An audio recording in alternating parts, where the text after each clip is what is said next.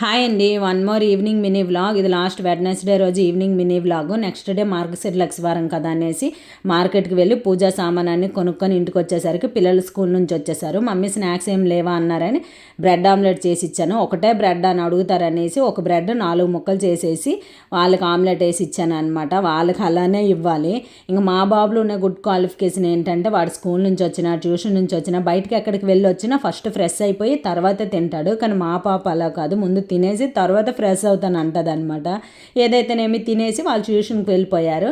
ఆ తర్వాత నేను మేడ మీద బట్టలు తీసేసి ద్వారబంధాలన్నీ కడిగేసి గొచ్చలన్నీ ఒత్తేసుకొని పూజకు తెచ్చిన పళ్ళు పత్రి అన్నీ వాటర్తో నీట్గా క్లీన్ చేసి పక్కన పెట్టుకున్నాను. ఆ తర్వాత ద్వారబంధాలకు బొట్లు పెట్టేసి ముగ్గులు పెట్టుకొని దేవుడికి పూజా సామానాన్ని నీట్గా క్లీన్ చేసి వాటికి కూడా బొట్లు పెట్టేసుకున్నాను. ఇలా చేసుకోవడం వల్ల మార్నింగ్ ప్రశాంతంగా లేచేసి పూజ అయితే చేసుకోవచ్చు అనమాట. అందుకని నేను ఎప్పుడు ఇలానే చేస్తాను.